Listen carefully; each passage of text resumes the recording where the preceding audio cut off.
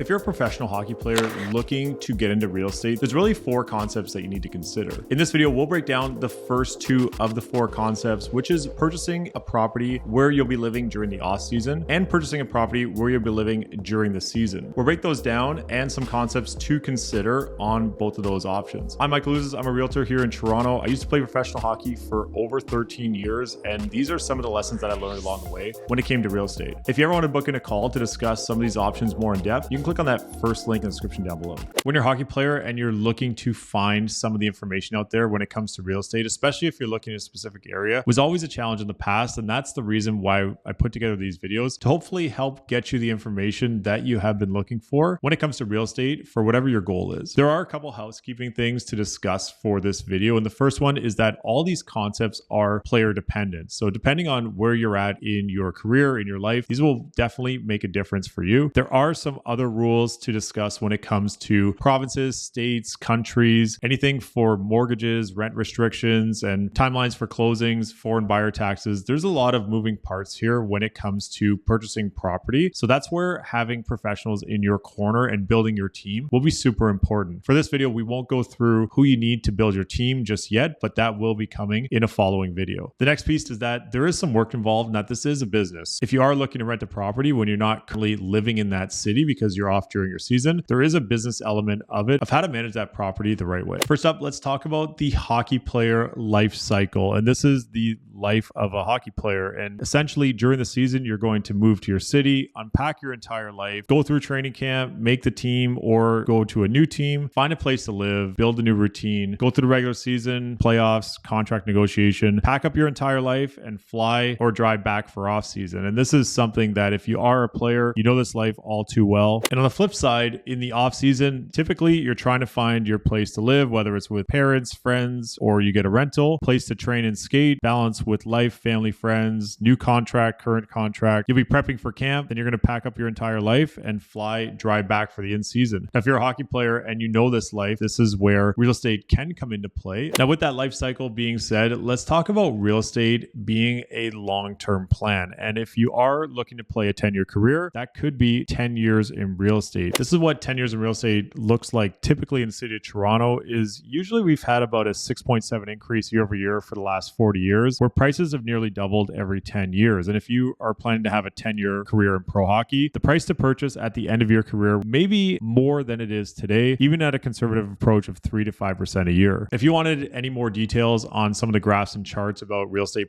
in the Greater Toronto area, you can just send me a message and I'll definitely send those over, or drop a comment down below. This is something else to think about. If you are looking for an investment property, the rental market in major cities is something definitely to consider. So you want to think about demand and prime locations, seasonality where warmer months bring more competition for the rental market, and fully furnished rentals are difficult to find, premium pricing, and various terms and lengths. Let's talk about 4 concepts for hockey players and how it relates to real estate. Concept number 1 is a property where you want to live in the off season. So you play your season with whatever team you're on, and then you move back to where you're living during the off season to train and prep for the next season. Concept number 2 is a property where you'd be playing during the season. So you're purchasing in that city where your team is, maybe you have a long-term contract, and that's something to consider. Concept number 3 is a property in a city you don't live in. So you're not living there in the off season or during the season. So maybe it's, for example, a vacation property somewhere, not in the cities that you typically live in whatsoever. And concept number 4 is a property for the future. So for example, a pre-construction property, which we'll get into on what exactly that is. First concept, let's talk about where you want to live during the off season. The reason we're starting there is because it's typically less contract dependent. So you could have your contracts with various teams, but overall, if you're looking to purchase where you would consider home, that's typically purchasing where you live off season. Things to consider if you are looking to purchase a property in your off season. You'll be managing it from a distance during the seasons. So maybe considering a property manager during that time could be a big factor to help you not really think about it during the season. You'll also need to get organized during a shorter off-season window. So if you have a 3-month off-season, for example, June, July, August, you'll be working to get that property ready, organized, organized and all set up while you're there during that 3-month time. Now, if you do live in, for example, a city like Toronto in your off season, but you play in a city like Florida during the season, then you still have to find furniture for during the season if you need to make that move and if you need furniture during the season. And timing the rental agreement so the schedule lines up with your season does sometimes become a bit of a challenge. However, if you have a bit of an idea of your season ends, for example, at the end of April or May, and you know you'll be looking to move into June the 1st, then you can kind of set that up beforehand and have that, let's say, a 3 or 4 month gap in rentals so that it's ready for you for when you believe your season to be over. Even if you overshoot a little bit, then you might only have a week or two difference to kind of make up. Maybe you go on a quick vacation and come back and your place will be vacant. Now, the other factor in here is more turnover year over year. So every year you'll be dealing with a new tenant. You'll have to get a new agreement signed. So there's not that familiarity of having a long-term tenant in your property, unless the avenue that you did want to go, but turnover typically year over year. Next up, we have property where you are playing. So let's say you sign a long-term contract with your team and you have the option to purchase a property where you'll be playing and staying for hopefully the next few years. There are some different considerations for that specific scenario. The nice thing is that you'd have a place to stay right away. So that gives you comfort every single season. So when you move to the new team, you already have your place, you move right in, everything's set up for you, and you don't need to find a new place every season that you're with the team. Finding these places right now is getting very challenging because if you do want a medium-term rent, like we were just discussing earlier in part number 1, typically it's harder to find a medium-term rental, and you may have to pay for an entire year to secure a great place in the city that you're playing in. One of the factors that you know is that there's a team coordinator that will typically connect players to the property. So if you're renting out your basement or an extra bedroom or something, you will generally be able to fill that space during the season. And if you were to change teams or get traded, that team coordinator could still get players into the property, which could align with your timeline really well. The other caveat is that it may be cheaper to live in your own property than to finding a place to rent at typically a premium, as we just mentioned. And if you did have teammates as roommates, then that could also bring the cost down. Even if you're in a 2-bedroom condo, for example, in the city of Toronto, you could rent that second bedroom out in the condo to one of your teammates and generally charge fair market rent for that bedroom cost. The other piece is that you'd be looking for a short-term rental during your off season if you purchase where you're playing during the in season. Now, there are quite a bit of things to consider, but overall, if you are buying during the off season, organizing during season in that city, that is something to consider because you'd be typically trying to make that move during your shorter off season. And it is definitely a contract dependent scenario. So if you do have a long-term contract with a team, that's where this could make a lot of sense, especially if you expect to be in the same city for quite a few years. Renting to a teammate, charging rent, raising rent each year could become a bit of a consideration. And maybe your teammate won't like it that much if each year the rent goes up a little bit. So something just to think about, especially if you are purchasing a property to rent out to your teammates. And if you are buying out of province or state based on your tax and income, this is something you definitely should connect with your accountant and your financial planner about how that works for you, especially if you do have rental income coming in and when it comes time to purchasing that exact property. As mentioned, finding somewhere to live in the off season. So if it's short term and furnished, you'll generally pay a premium for that, especially in a city like Toronto, and they are extremely hard to find a 3 or 4 month rental here in the city. The next element is you might not know the city that you're moving to very well, especially if you're a new player to the team and you just signed a contract for that team. You might not know the best locations. That being said, if you reach out to teammates, they can generally give you an idea of where some of the really good areas to live in, and chances are most of them probably live close to that area anyways. The last consideration is that if it's not somewhere you want to live after hockey, you'll be looking for a place to purchase in whatever city you want to call home at the end. However, if it is a play where you can own that property in that city for a long time, that could also go up in value during the time that you're playing as well. So just some things to consider here, especially if you're looking to buy in the city that you're playing in. So those are the first two concepts in real estate for hockey players. In part 2 of this video, we'll break down the other two concepts, which is